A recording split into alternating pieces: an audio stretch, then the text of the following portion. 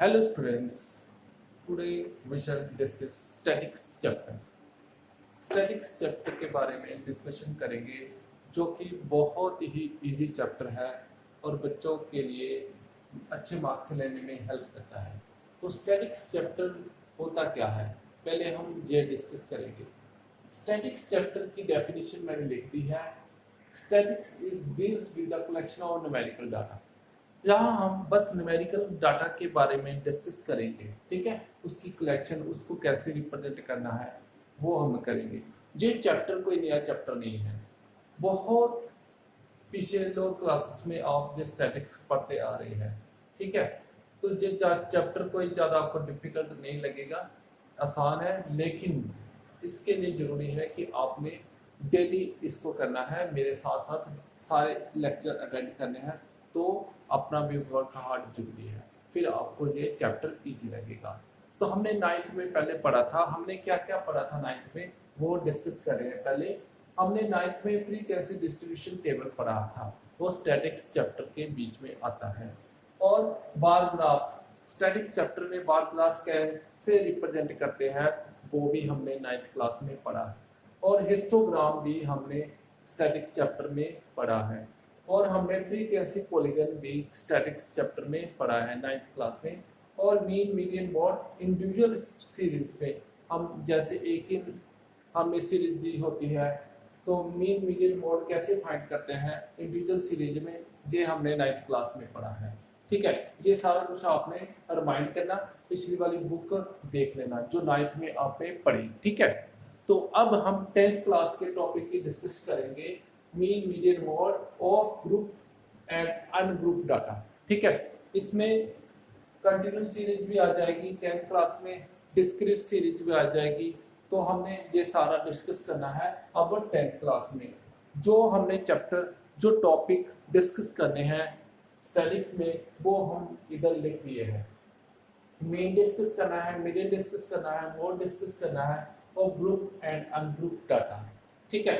तो और commutative frequency को कैसे ग्राफ में रिप्रेजेंट करते हैं ये भी हम स्टैटिक्स चैप्टर में पढ़ेंगे, ठीक है। तो एक हमें क्लास मार्क की जरूरत पड़ेगी इसमें, उसके लिए एनर्जी में लिख देता हूँ। क्लास मार्क्स निकालने के लिए वो आपको पहले भी कैसे पता है, upper limit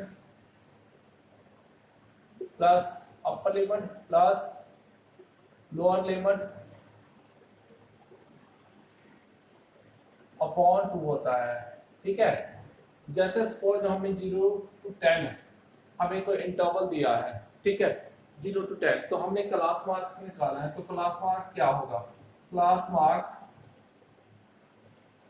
equal to 0 plus 10 upon 2 बन गया 5, ठीक है।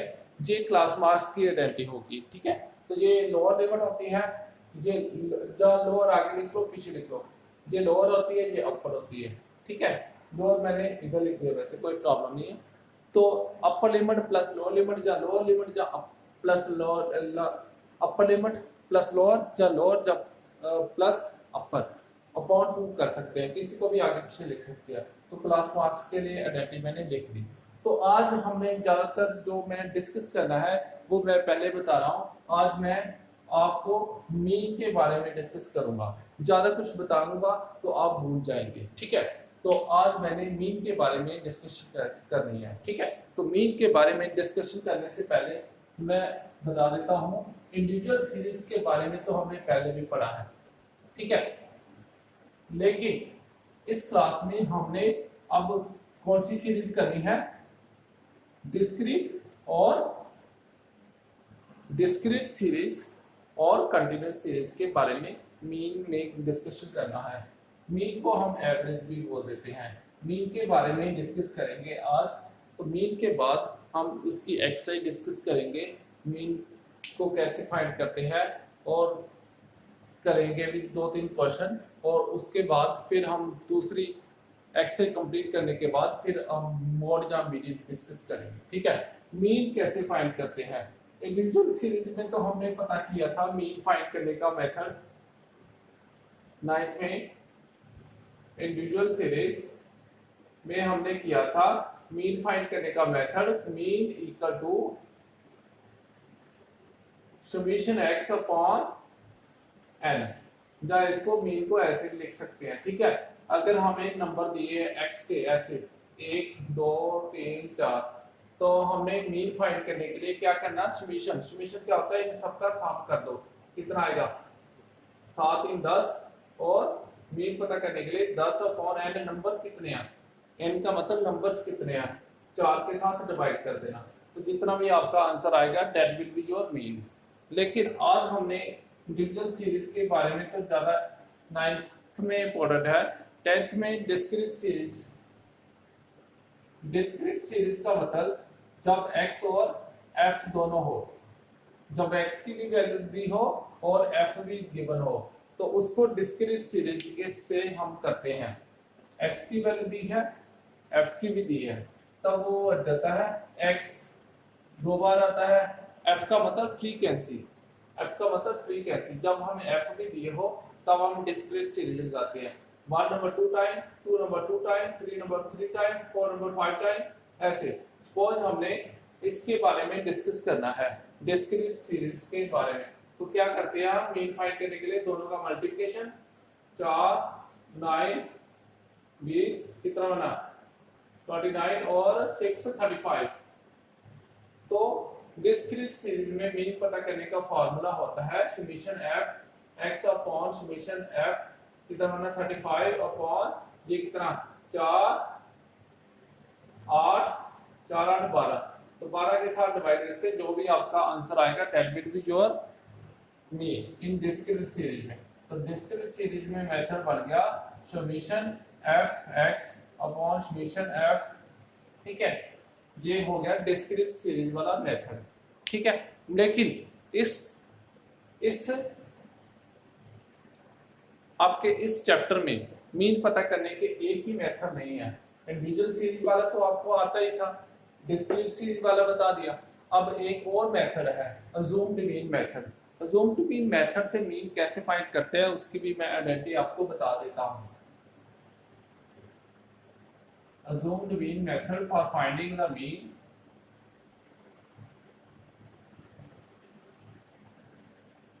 assumed mean method में मीन किसके इक्वल होता है, मीन इक्वल टू, ये मीन का साइन होता है a plus summation f into D upon summation f, where d किसके इक्वल है, d कहां से आ गया, d equal to x minus a, d इसके इक्वल होता है, ठीक है।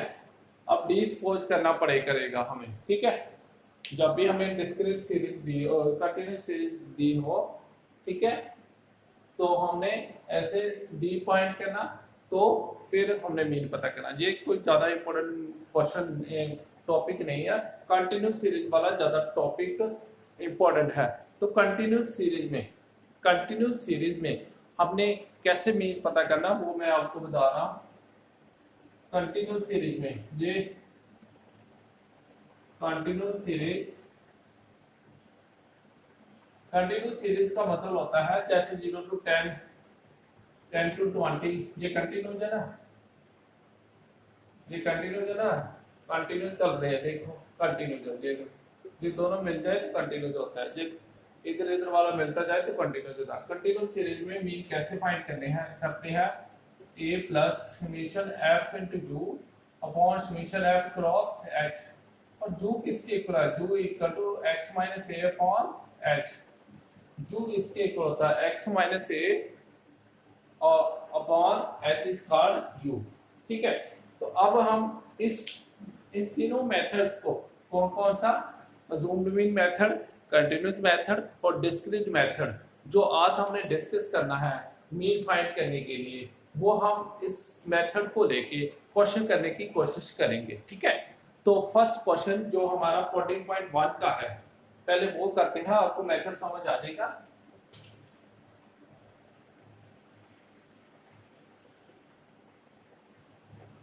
तो पहला क्वेश्चन जो 14.1 का है वो मैं आपको बताता हूँ। मेथड सबसे पहले आपका पर्पस होना चाहिए कि हमें मेथड आना चाहिए, बाकी तो बाद की बात होती है, ठीक है। पहला मेथड आना चाहिए, तो मेथड के अकॉर्डिंग पहला क्वेश्चन है, survey was conducted by the group of the student, a part of the their environment awareness program in which they are collected the following data regarding the number of the plants in 20 houses in your locality. Find the mean of the plants per house. तो number of plants जो दिए हैं उसको हम interval भी लिख सकते हैं ऐसे, नंबर ऑफ प्लांट लिख लो या इंटरवल लिख लो। ऐसे इंटरवल दिए हैं हमें 0 to 10, 2 to 4, 4 to 6, 6 to 8, 8 to 10। ये इंटरवल ऐसे ही ना, आगे भी है 10 to 12 और 12 to 14।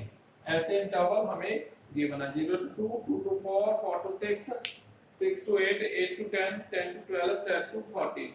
तो नंबर ऑफ हाउसेस का मतलब f वो हमें गिवन है 1 to 1, 1 to 1 और 5 6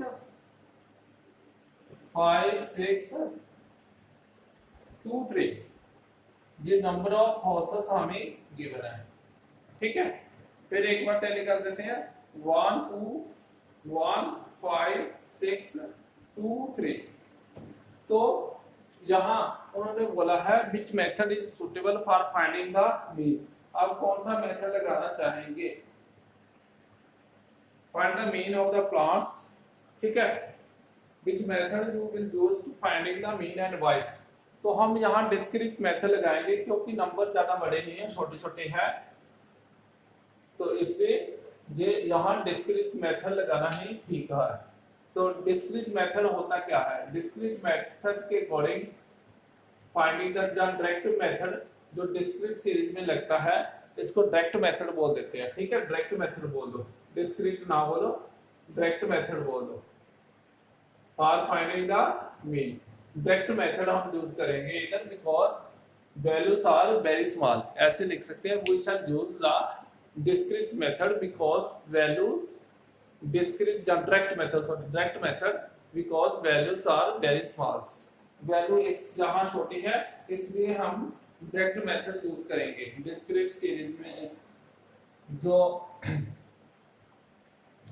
जब वैल्यू छोटी हो तो कंटिन्यूस लगाने की ज्यादा जरूरत नहीं होती, वैल्यू आंसर तो हमारा सेम आ जाएगा, कंटिन्यूस से भी सेम आ जाएगा, किसी भी मेथड से करेंगे आंसर तो हमारा आ जाएगा। लेकिन हमने जहां बेस्ट मेथड जो है हमारा डायरेक्ट मेथड है, डायरेक्ट मेथड के according summation x equal to summation fx upon summation f, ठीक है, जो डायरेक्ट मेथड लगता है। तो यहाँ हमें x नहीं पता अभी तक, तो x का मतलब क्लास मार्क्स, क्लास मार्क्स किसके इक्वल 0 + 2 अपॉन 2 मतलब 1, ठीक है। x किसके इक्वल? क्लास मार्क्स के, इधर लिख लेते हैं क्लास मार्क्स अब lower limit plus upper limit upon 2, ये वाला मेथड यहां लगा के हम x फाइंड कर लेंगे, ठीक है। तो 1 0 + 2 अपॉन 2 कितना आता है 1। अब डिफरेंस कितने कितने का है? 2 2 का, यहाँ 3 लिख दो, 2 2 का ही डिफरेंस है ना। इधर 5 लिख दो, इधर 7 लिख दो, इधर 9 लिख दो, इधर 11 लिख दो, इधर 30 लिख दो। तो मेथड हमने एक जगह एक ही लगाना है, लेकिन उसमें 2 2 के 2 2 आगे बढ़ाते जाना है, ठीक है। अब मल्टीप्लाई करो, f और x का मल्टीप्लिकेशन कितना आया 1 6 5 12 45 54 22 और 39, ठीक है। ऐसे करेंगे और हमें चाहिए क्या? f और x का क्या चाहिए? हमें एडिशन चाहिए। एडिशन कितना आएगा इसका? ऐसे करके समेशन f और x का पहले ऐड करके देखो कितना आता है, सबका एडिशन करना हमने, ऐड करके कितना आएगा? इसको और इसको मल्टीप्लाई, पहले इसको और इसको मल्टीप्लाई 1 फिर 6 5 35 5 और 35 आना चाहिए, 35 और 54 22 और 39। ठीक है, अब ऐड करते हैं 7 5 12, 12 और 7 19, 12 और 17 ना, 17 आएगा ना, 17 और 6, 17 और 6 कितना होता है बेटा, 17 और 6 23, 23 और 9 23 और 9 23 और 9 32, और इधर ऐड करें 8 8 5 12 12 8 8 5 12 और उधर 12 और कितना आएगा, फिर ऐड करते हैं इसको 9 18 18 18 और 18 और 6 24 है ना।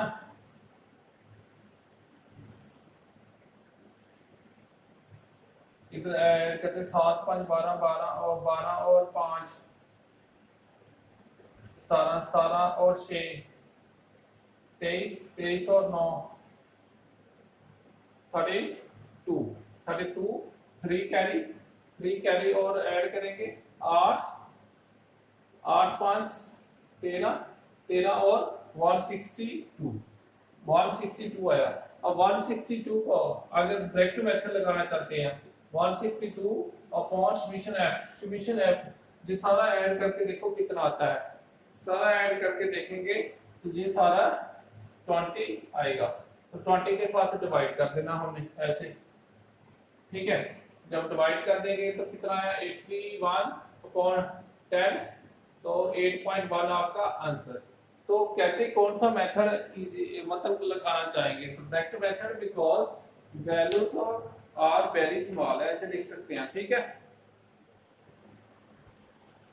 वैल्यू ऑफ x और f आर स्मॉल से इसलिए हम डायरेक्ट मेथड यूज करेंगे। तो ये था हमारा direct method for finding the means.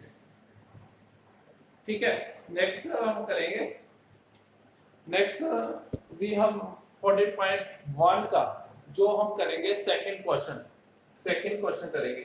तो ये डायरेक्ट मेथड है, इसको ध्यान से कर लेना, इस तरह के क्वेश्चन और भी बहुत सारे निकल सकेंगे आपके से। ठीक है, अब हम करेंगे second question for finding the means.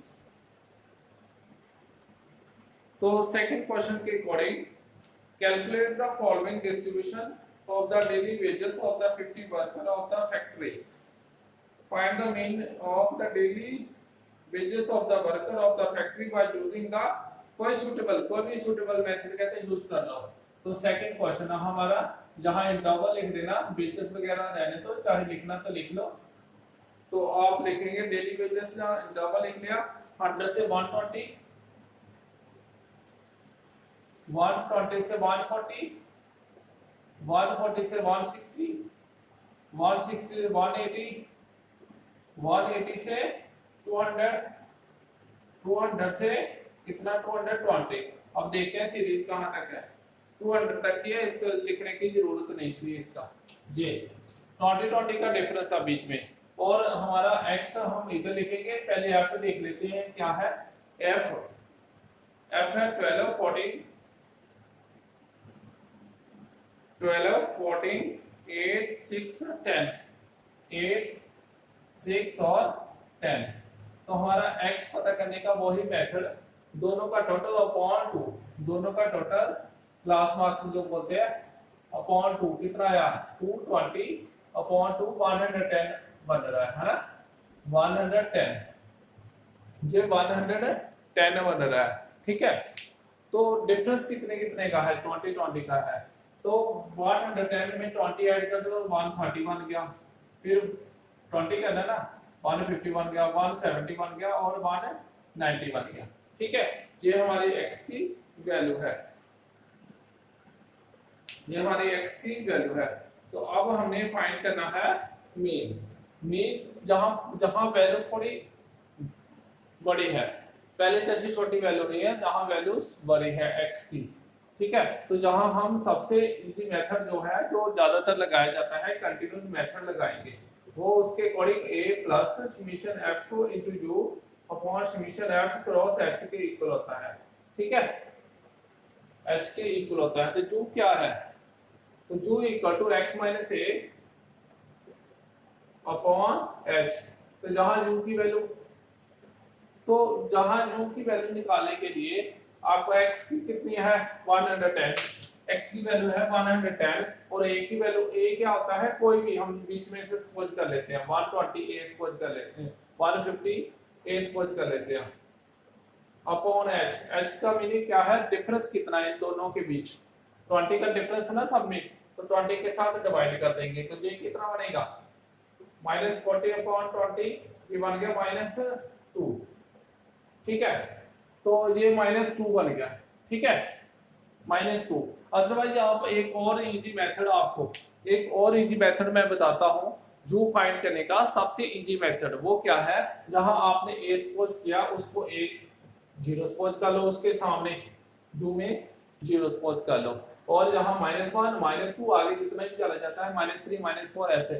तो जहां फिर आगे इधर पॉजिटिव आते जाना, इधर नेगेटिव, जहां 1 आ जाएगा 2 आ जाएगा। ठीक है, तो ये हमारा यू फाइंड करने का मेथड है, ऐसे कैलकुलेशन करने की जरूरत नहीं होती। ठीक है, तो और फिर चाहिए क्या, मल्टीप्लिकेशन में f और u का मल्टीप्लिकेशन चाहिए हमें, f और u का मल्टीप्लिकेशन चाहिए, वो करके देखते हैं। -24 -14 0 6 20। ठीक है, इसको इसके साथ, इसको इसके साथ, इसको इसके साथ, इसको इसके साथ, इसको इसके साथ अब ऐड करते हैं। -38 जहां 26 ऐड करके देखो कितना बना, समेशन f और u का एडिशन कितना बना बेटा जी 2 -12। तो हमारा एडिशन करके f और u की वैल्यू बन गई -12। ठीक है, f और u की जो वैल्यू बने जो -12 बने। तो अब हम इसको देखते हैं आगे कैसे करना। तो ये हमने मेथड लिख दिया था, तो मैं ये वाला थोड़ा रब कर रहा हूँ। ठीक है, आपने अगर लिखना है तो वीडियो को पीछे करके देख लो। फिर जहां a की वैल्यू क्या सपोज की हमने 150, f और u की वैल्यू क्या है -12, और समीशन f की वैल्यू क्या है, समीशन f की वैल्यू ये वाली, ये ऐड करके देखो कितनी आ रही है, ये समीशन f की वैल्यू कितनी आएगी, ये आपको ऐड करना पड़ेगा। ये सारी ऐड करके ये कितनी आ रही है 14 और 6 2 5 50, ये 50 आ रही है, तो हम 50 लिख देंगे। h कितना था 20, डिफरेंस जो, इसको इसके साथ काट दो। ठीक है, तो कि ये कितना बना 150 -24 अपॉन 5। ठीक है, ये कितना बना 150, डिवाइड करेंगे। अब यहाँ आपको जो बच्चे ज्यादातर गलती कर देते हैं, जहाँ एलसीएम लेने की कोशिश करते हैं, एलसीएम आप लेंगे तो आप बहुत कंफ्यूज हो जाएंगे, तो आपको कैलकुलेशन में प्रॉब्लम आ जाएगी। इसलिए जहाँ एलसीएम नहीं लेना, क्या करना है, हमने डिवाइड कर देना जहाँ। ठीक है, डिवाइड करके जितना भी आंसर आता है उसको जहाँ इसमें से सब्ट्रैक्ट कर देना होता है, that will be your answer. तो डिवाइड कैसे करना है, ऐसे करो 4.8, तो 150 से 4.8 माइनस कर दो, ये 4.8 ही आएगा ना, हाँ इतना ही आएगा। ठीक है, अब 150 से हमने माइनस कर देना 4.8, ये कितना कितना बना, जहाँ 6 जहाँ 9 जहाँ 5 जहाँ 4, तो ये आपका पूरा करेक्ट आंसर 145.2। तो ये आपका आंसर है जो कि करेक्ट है। ये मीन फाइंड करने का सबसे इजी मेथड, सबसे इंपॉर्टेंट मेथड कंटिन्यूस सीरीज वाला है। तो आपने यही ज्यादातर एग्जाम में यूज करना है जब वैल्यू बहुत बड़ी हो। ठीक है, तो इंपॉर्टेंट यही है। तो नेक्स्ट हम करेंगे, next question third.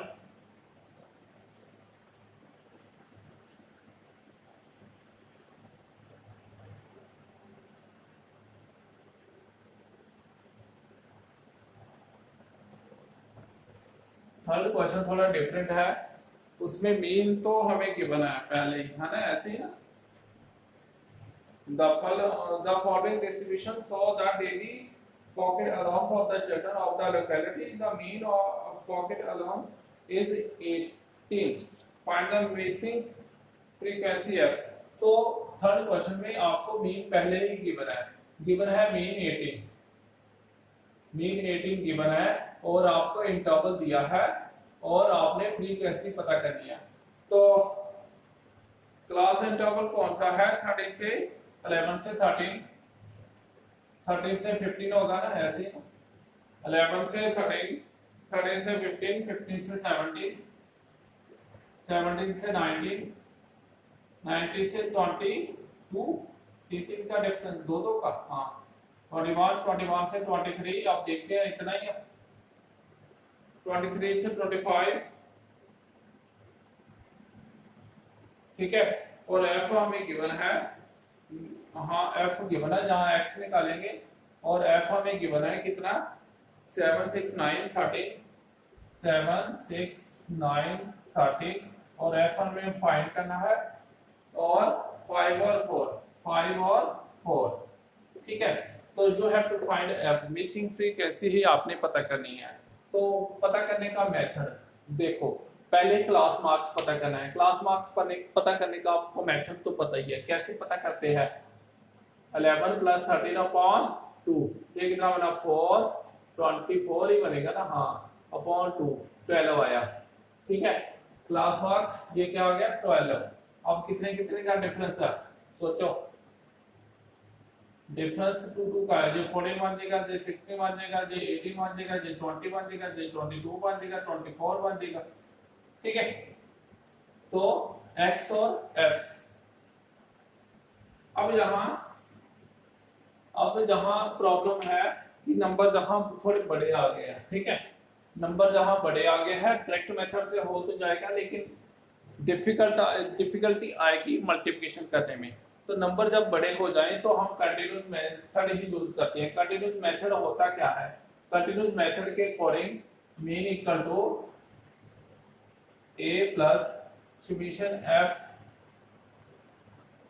Step division method इसको बोल देते हैं, ठीक है, समेशन fx क्रॉस x, ठीक है, यही होता ना method, a plus summation fu upon f cross h, u किसके equal x minus a upon h, ठीक है। जहां a सपोज करना पड़ेगा, तो a मैं सपोज कर देता हूं इसको, तो मैंने जैसे बोला था इसके सामने 0 रखो, जे डायरेक्ट मेथड है। अगर आप u ऐसे फाइंड करना चाहते हैं तो ऐसे भी कर सकते हैं, a 12 माइनस a कितना 16, h कितना 2, कितना है -4/2 -2, ठीक है।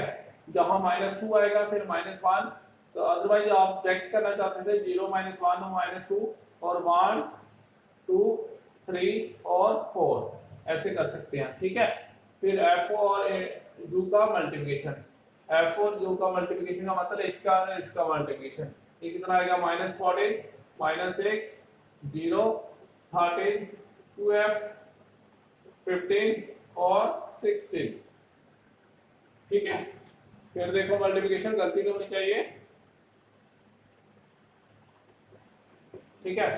तो अब आपने इसको मेथड के बीच अप्लाई कर देना, mean equal to a plus summation f into u upon summation f cross h। अब मीन कितना दिया था आपको 18, आपने तो f पता करना ना, तो f पता करने के लिए a कितना है हमारे पास 16 और समेशन f कितना है, समेशन f जहां थोड़ा रब करना पड़ेगा, सॉरी